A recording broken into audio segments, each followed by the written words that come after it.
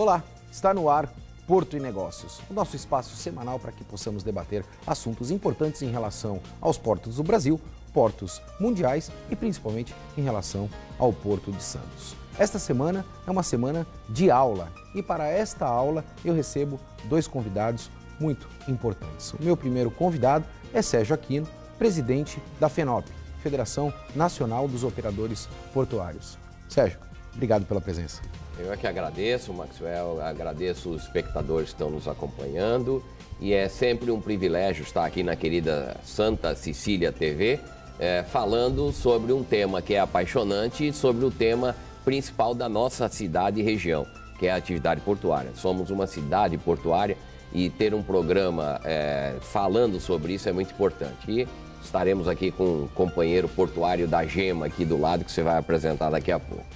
Meu segundo convidado, José dos Santos Martins, diretor executivo da SOPESP, Sindicato dos Operadores Portuários, conhecido como Martins.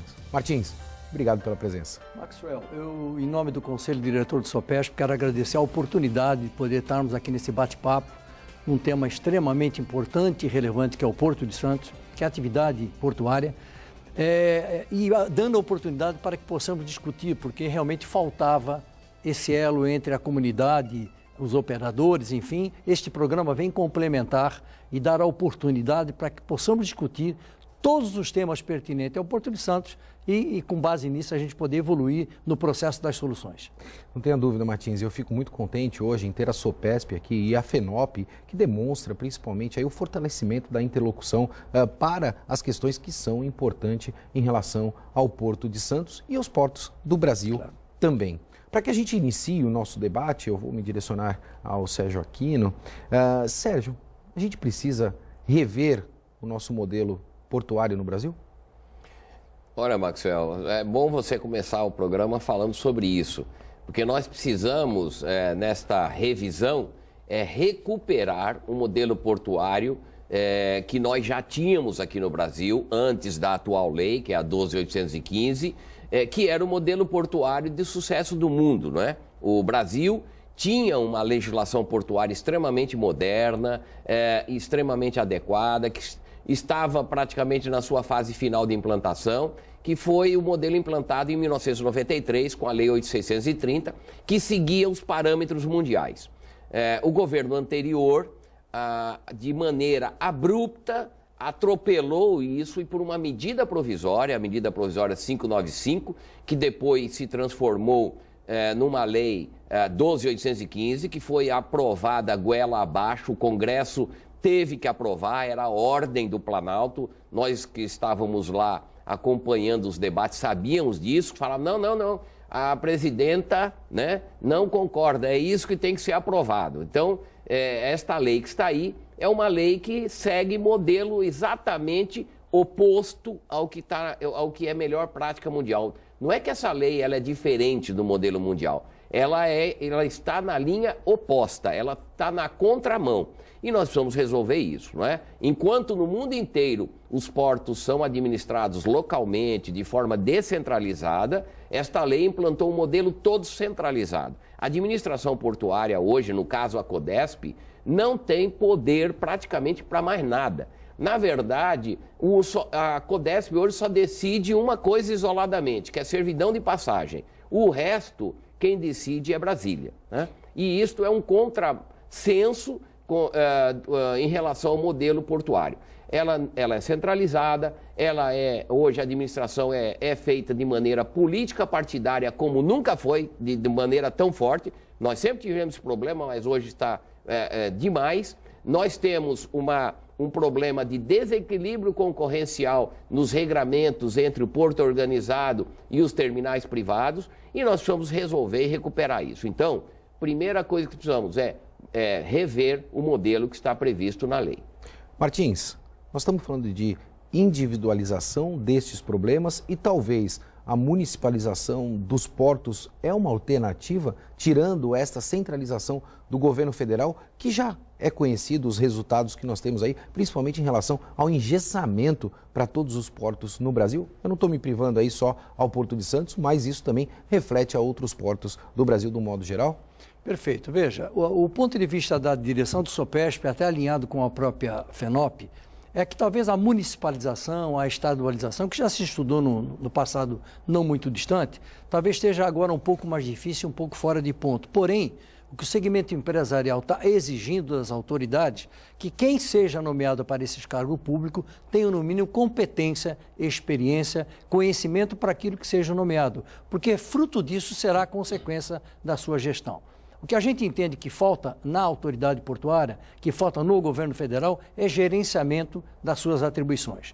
Como o Sérgio bem colocou, enquanto o mundo descentraliza as atividades para que mais próximo quem possa realizar tenha o conhecimento, a expertise para encontrar soluções, o governo federal, via 12.815, centralizou, quer dizer, retirou da CODESP, no caso aqui de Santos, a autoridade portuária. O poder deliberativo. As principais atividades, e o que nós estamos discutindo mais à frente vamos falar, que é a dragagem.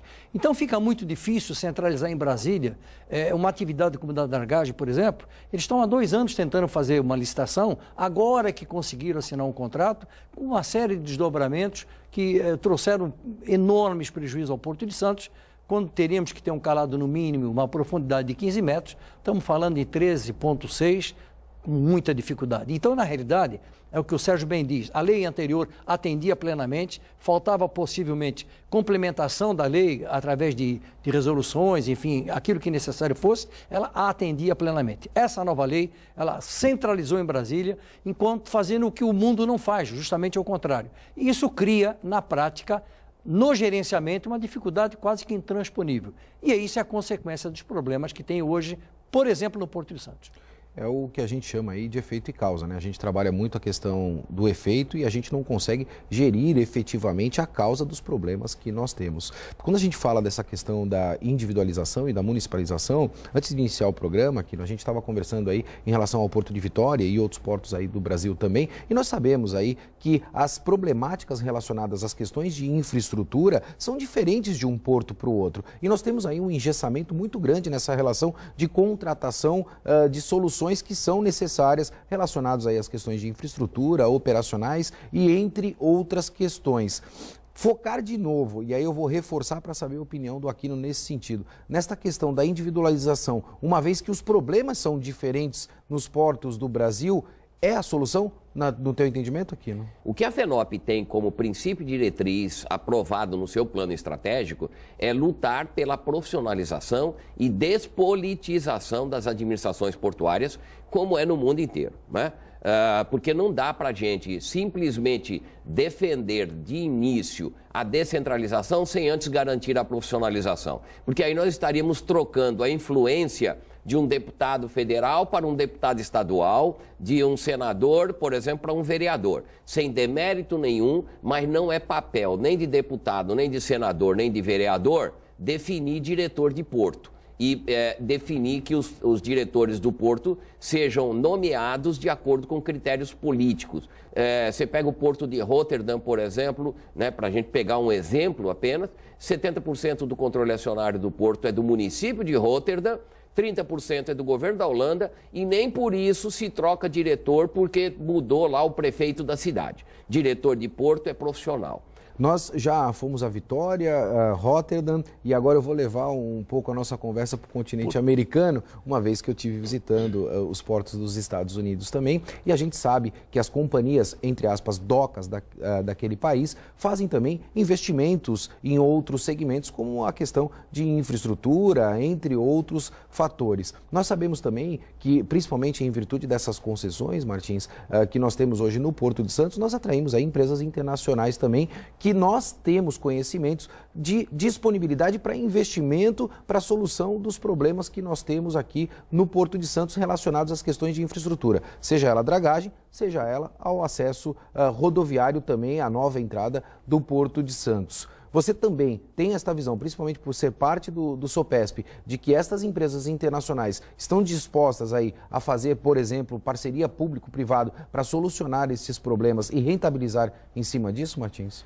Olha, eu não tenho dúvida quanto a isso, Maxwell, até porque o Porto de Santos, a gente não pode esquecer, e é importante que o telespectador entenda, é foi e será o maior porto da América Latina. Portanto, nós temos que ter uma visão para esse porto, sempre de alguma coisa, sempre projetando para ele algo inovador para 30, 40, 50 anos. Portanto, um planejamento que contemple a necessidade da melhoria desse porto, no mínimo nesse grau. Eu não tenho dúvida que talvez aí a garantia jurídica, algumas dificuldades que o governo tem imposto no tempo, tem dificultado a entrada de mais capital. Eu não tenho a menor dúvida de que há muito interesse pelo Porto de Santos, que, repito, é e continuará sendo o maior porto da América Latina. Por aqui passo, em média, quase 30% do PIB nacional. E eu costumo dizer o seguinte, talvez o grande problema que o Porto de Santos teve, e isso é uma coisa realmente fora do ponto, porque quando uma entidade pública privatiza, concede alguma coisa, como aqui no caso específico, foram concessões de áreas públicas para que terceiros viessem a administrá-la, você entrega essas áreas públicas, no mínimo, com a infraestrutura básica necessária para que a empresa venha, invista e possa já sair produzindo no nível da competitividade que ela imagina vai ter no porto. E aqui ocorreu justamente o contrário. Passado quase 20 anos, 15, 20 anos das concessões, nós estamos ainda falando em acesso rodoferroviário, estamos falando em acesso aquaviário, estamos falando nas perimetrais, enfim, isso realmente é lamentável, sob o ponto de vista do governo federal. Eu queria destacar, como na fala do Sérgio, o Sopesp tem uma linha muito próxima com o senhor Alex Oliva, o presidente da CODESP, uma parceria muito forte, discutindo os problemas no dia a dia para que possamos encontrar soluções. É o que eu costumo dizer na minha fala, nós não discutimos problemas, nós vamos lá discutir as soluções, até porque o tempo não nos permite mais derivar sobre esses assuntos. Temos que encontrar soluções rápidas. E nesse processo dessa parceria, nós temos encontrado uma evolução muito grande, porém, com um breque muito forte, porque tudo isso está centralizado em Brasília. E aí fica a limitação do gerenciamento local da CODESP, limitada às ações do governo federal. Isso realmente não pode continuar, isso tem que mudar, eu concordo plenamente com a fala do Sérgio, eu acho que isso já teria que ter sido feito lá na 8.630, que bastava a regulamentação de alguns pontos da lei, atendia plenamente a todos os segmentos, e o governo fez justamente o contrário, criou a 12.815, que levou para Brasília, engessou todo o processo. Quando o mundo descentraliza, o governo federal centralizou. Portanto, você pega a autoridade portuária hoje, profissionalizada, com gente de alto nível, porém totalmente engessada, num processo difícil de solução dos problemas que a gente vai discutir, em razão dessa centralização hoje em Brasília. Navegando contra a maré, se a gente pode fazer esta analogia. Eu vou ter que chamar o nosso primeiro intervalo e, honestamente, eu sempre faço e deixo um questionamento para os nossos convidados. Hoje nós estamos recebendo aqui duas entidades extremamente importantes e nesse primeiro debate aqui me veio na cabeça aí aproximadamente 10 ou 15 questionamentos aos senhores para o segundo bloco. Mas eu vou deixar um questionamento que eu gosto de fazer e acho bastante importante. Será que está na hora do Porto de Santos deixar de ser o maior porto da América Latina e se transformar no maior hub da América Latina? Porto e Negócio vai para um breve intervalo e a gente volta já.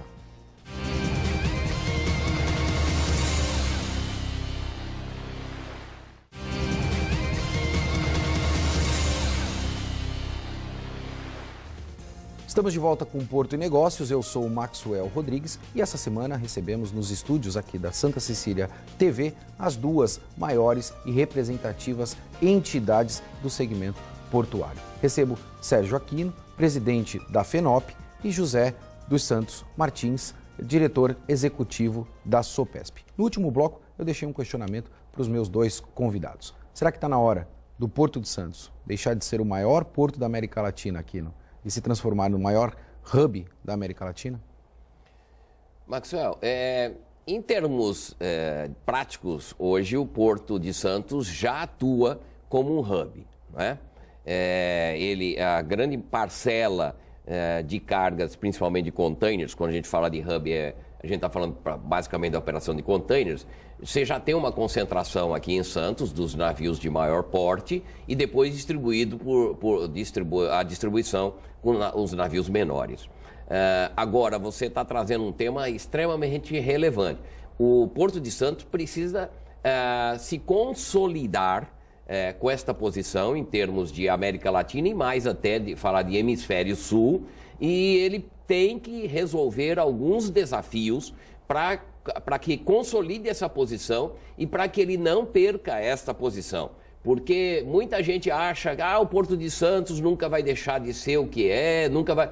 Olha, o Porto de Santos está perdendo carga, né, por problemas estruturais aqui, locais nossos, e cargas estão sendo direcionadas para novos terminais que estão se colocando como hub em Santa Catarina, em Paranaguá. O Paranaguá está dando Pecém um show, vem crescendo, né, vertiginosamente também. Oi? O Porto de Pecém vem crescendo vertiginosamente Pecém também. vem crescendo, mas Pecém ainda tem que enfrentar o desafio Norte e Nordeste com Suape, né? Sem dúvida. Eu acho que Pecém ainda vai apanhar bastante de Suape e do Itaqui, lá no Maranhão, e do Arco Norte e Vila do Conde. É bom nós lembrarmos que hoje, aí eu já vou entrar no tema aqui que você falou da dragagem. Estamos indo para o commodities também. Nós temos que lembrar que hoje o porto com maior calado para exportação de grãos, formalmente já reconhecido agora há 15 dias, é Vila do Conde.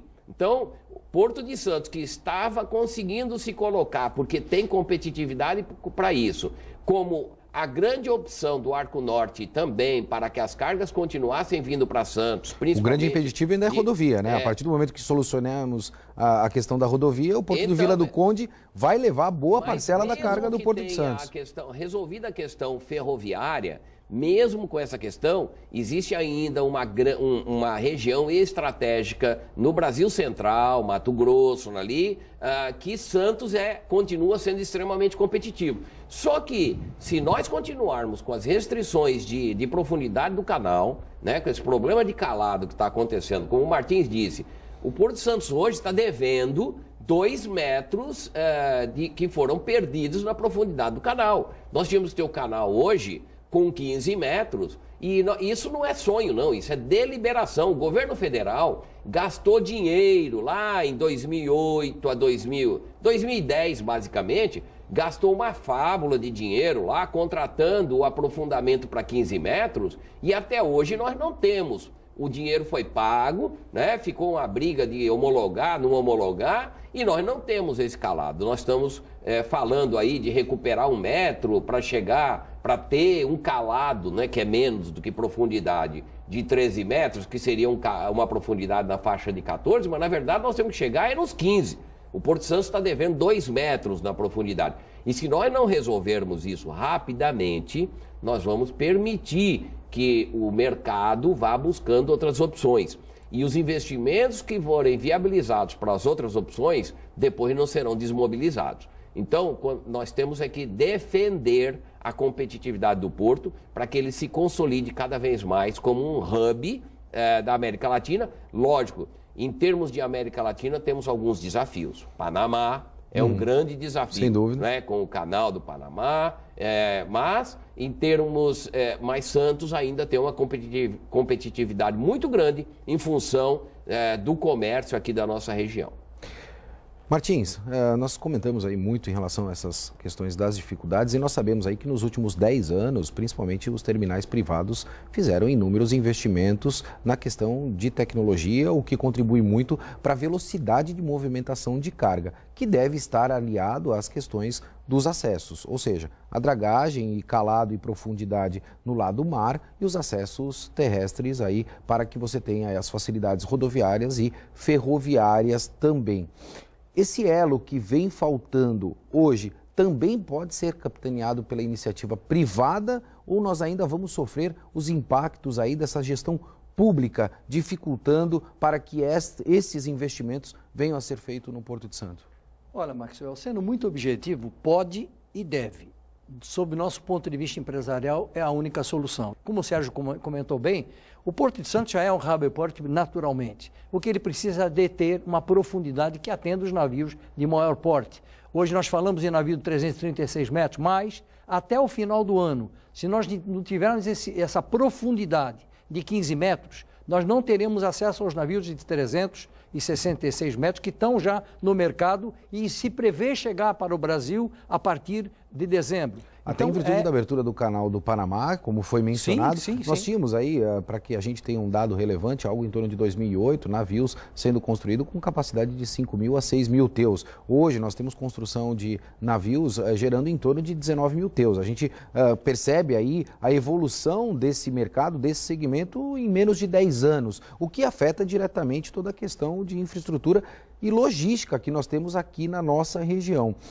Nós não tendo esta questão da profundidade no Porto de Santos, relacionado também a esta questão do calado, né, nós vamos voltar às questões que nós já debatemos no passado, e aí eu faço uma comparação, principalmente por conhecer outros portos do mundo, de que a gente bate recordes de movimentação, a gente bate recordes no Porto de Santos, mas nós não sabemos a que custo nós batemos estes recordes, porque nós fizemos os investimentos necessários nessas concessões da iniciativa privada, mas tudo aquilo que circunda e orbita a estas instalações ainda tem um custo muito alto. Eu vou trazer mais um ponto, Aquino, para saber a tua opinião, quando a gente fala nessa questão do hub também, em relação a todo esse comentário que eu fiz.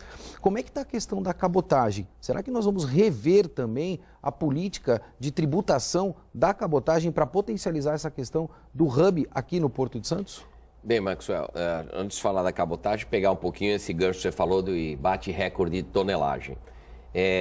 Quando se anuncia muito isso, a gente tem batido recorde de tonelagem, isso é uma imagem que, na verdade, tampa a realidade do nosso problema, né?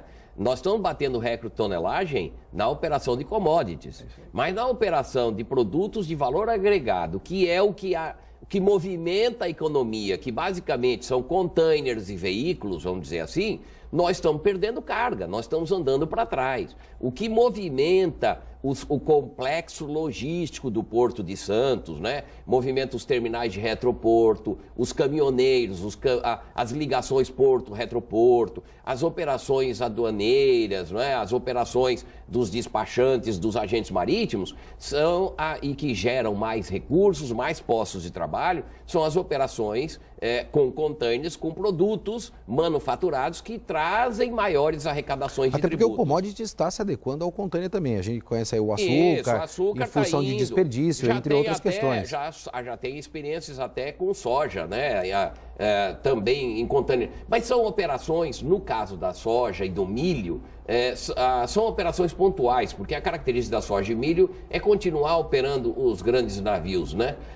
A grande questão nós precisamos recuperar a competitividade, e aí é um problema que não é só portuário, é um problema da economia nacional, que está patinando, né, para recuperar poder aquisitivo, para poder recuperar a indústria brasileira, para que nós possamos ter produtos manufaturados de forma mais competitiva na exportação e também na importação.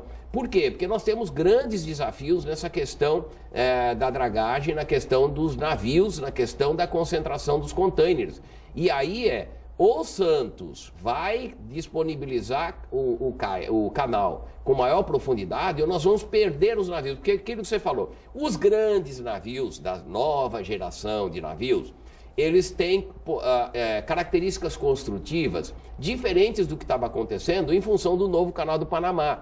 Antigamente, o canal era mais estreito, os navios, então, tinham que crescer muito só em comprimento e em profundidade. E não largura. Como agora alargou, né, a capacidade de passagem do navio, os calados são menores. E, portanto, eles são navios com maiores capacidades, mas eles podem navegar em menor profundidade.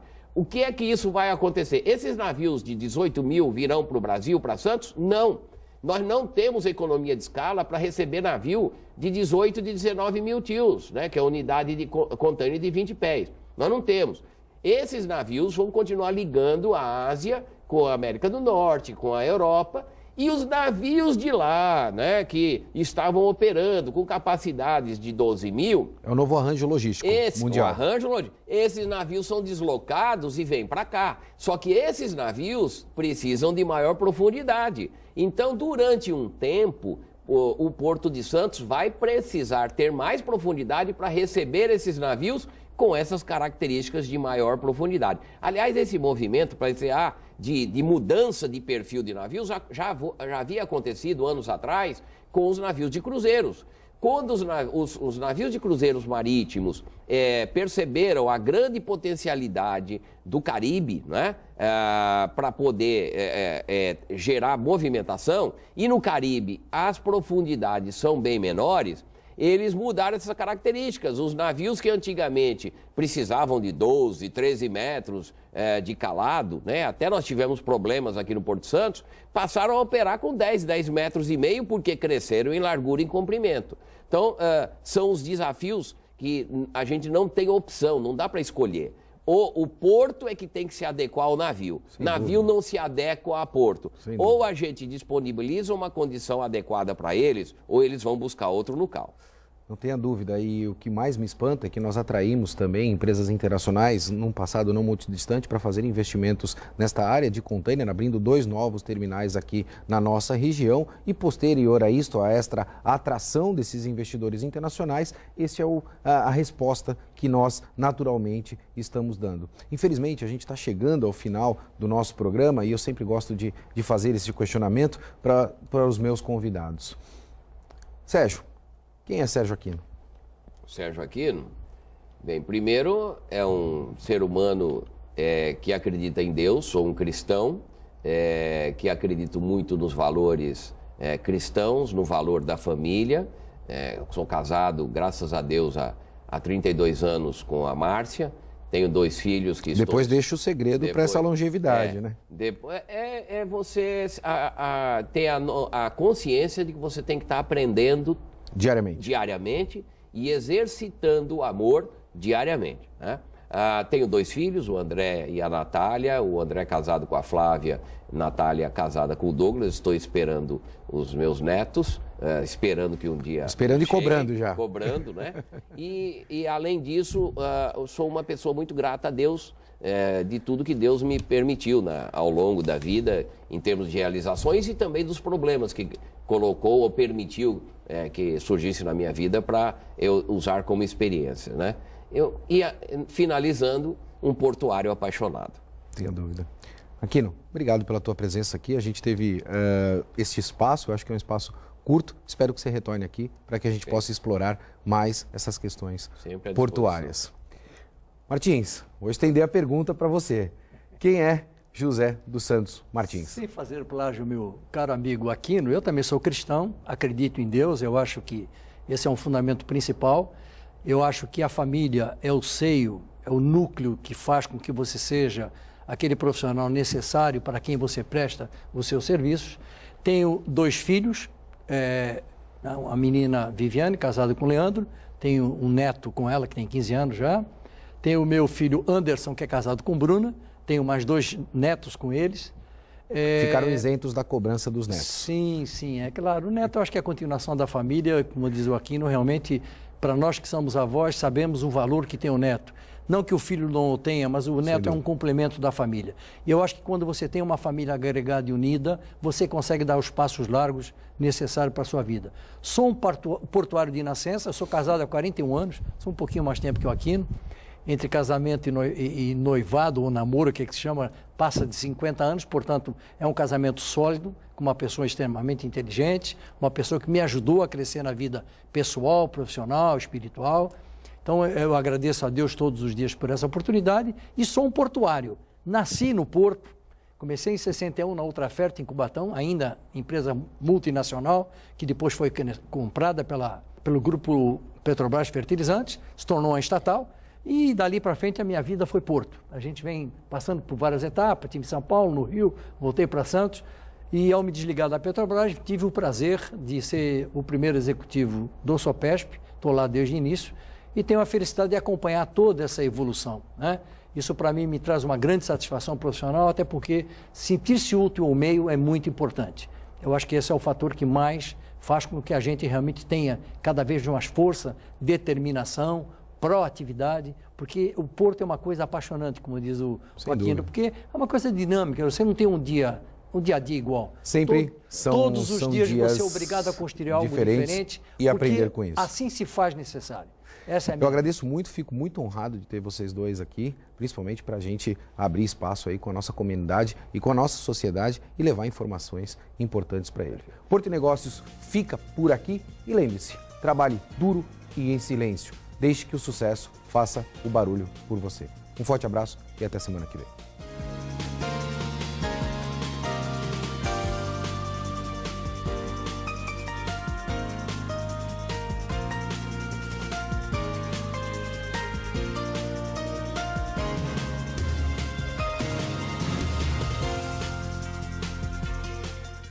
Porto e Negócios. Apoio Brasil Terminal Portuário. Acreditar e inovar. E Grupo Mendes.